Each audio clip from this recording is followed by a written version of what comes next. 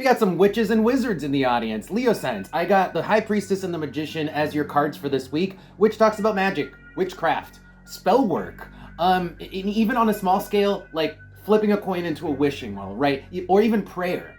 So this is talking about metaphysical activity, stuff that you guys have been making happen on a metaphysical level. It could, if you're not into that stuff, this could just be about stuff that's going on in your subconscious during your sleep. So during our sleep, we sometimes can actually have an impact on what happens. It's almost like during our sleep, some of us can actually create magic, okay? And if you guys aren't actively doing it, then this is talking about doing it in your sleep. Very interesting. On the bottom, we have the star, and the star is all about spirituality, fate, and the spirit. I feel like you guys could also be getting intuitive hits in your sleep, like your dreams are messages. So pay attention to your dreams right now. They could be really important, especially towards your spiritual development. The other thing that I got when I was trying to feel the energy behind these cards was I heard the word codify. Codify, which means to write something into a book, like write, a practice or something you've discovered into a book, codify. Now, maybe some of you guys are working on a shadow, what do you call those? On a book of shadows, right? Maybe some of you guys are working on a book of shadows or a grimoire or writing down your spells, because I did hear the word codify. That could just also be the messages that are coming in through your dreams. And when you wake up, you might want to write those down, because those could be significant messages. Those could be words that you want to retain as important information. Okay, let's pull some oracle cards and see if we can get more for you Virgo signs. Tell me more for Virgo. By the way, if you guys are enjoying my readings, check out my Patreon. So I just recently launched a Patreon account, and I will have long-term readings. I will have love readings. I'll just have more content available there. So if you guys are interested, go ahead and check that out. It's at Lunar Divinations, just like my name, at Patreon. Links should be below. And if you're on TikTok, you have to go into my profile. That's the only way you can do it there. But anyway, let's keep going. Okay, that one jumped. Let's see. Wow. So what did I say about a wishing well? What did I say about throwing your coin and making a wish into it? Because look at the bridge.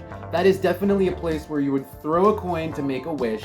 And with the 0, that is making a wish. The wish is like, the 0 is kind of like a leap of faith, right? It's kind of like the Fool card in the tarot. So then what's, throwing a coin into a well? You guys are maybe making wishes without even realizing it. Some of you guys are witches. But some of you guys are doing it without realizing it, and it could be minor. It could be, as small as throwing salt over your shoulder, whatever minor sort of like superstition or activity you guys are doing, it's working. So maybe pay more attention to that. Maybe you guys just are magicians, natural witches, and you don't even know it. On the bottom of the deck, let's see what we got. The number 3, really interesting number here. What's the number 3? Oh, the number 3 is other people. So the number 3 in this case is like your spirit guides. It's like them knocking at your door, or maybe they're by your side as you're performing these workings or as you're sleeping. The number 3 is a third party. And we're talking about a spiritual third party in this case. On the bottom, we have underneath the 3, we have the door come knocking at your door, proverbial psychic door, right? But either way, they're at your side. They're either watching what you're doing, or they're trying to get you to look at the spiritual side of things. They're trying to either you are working on your spirit and they're helping you, or they're trying to get you to look at that. Let's pull advice, and this is getting really interesting. Let's see what we get for advice for Virgo. Any advice for Virgo? Any advice? Any advice? Oh, that was a weird one. Okay, so we got the 3 of Pentacles coming out as the only card here, which is it's teamwork, right? It's like we're trying to work with you, work with us, and I think this is your spirit team talking. Either this is confirmation, or this is saying like pay attention to us, we're here, or pay attention, or just we're here, we have your back, we're here. On the bottom is the Chariot, which is a push. It's keep going. Keep going. If you guys, whatever you guys have been doing, whatever metaphysical thing you've been doing, keep doing it, right? Spirit's pushing you in that direction. King of Wands, it's where you're meant to go. It's where you're meant to go. Let's just see what else. Yeah, so the Page of Pentacles coming out next with the Five of Wands is actually just putting in the work. I mean, you can't just wish without doing literally anything. I mean, like, I guess you could say that's thought energy. Thought energy is energy. But guess what? Thought energy works a lot better when you put in, like, physical force behind it, even if that's lighting a candle. That's thermal energy. That's thermal energy getting leverage into your thought energy, into your willpower, right? So you got, basically there's three forms of energy: physical energy, mental energy, and spiritual energy. And this is saying you've got to put in some form of energy, but the Page of Pentacles is saying physical. So get yourself a candle, a physical candle, get yourself a physical coin in the example I was saying before, right? You can't just wish with your mind, like take the coin and flip it into the well. So whatever you're doing, metaphysically, even if it's prayer, where you're just sitting there like this and you're speaking, do it.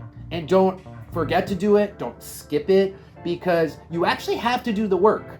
It's like your spirit guides are there, but they're not gonna help you unless you literally ask them to, or you make a gesture that they can kind of follow, get behind. Basically, you have to make a gesture so that your spirit guides are like, okay, he's opening the door, we can help him, he made the gesture. And that's the advice. But let's pull oracle cards and see if there's anything else for advice. Any last advice for Virgo? Any last advice? Okay, here we go. Okay, so now this is taking me back to the codify thing, because we've got the road, the number 8, and the sword. This is like your belief systems. It's what you believe. The sword is kind of like how you perceive your reality. And then with the number 8 here, it's putting that into a book or solidifying it, crystallizing it.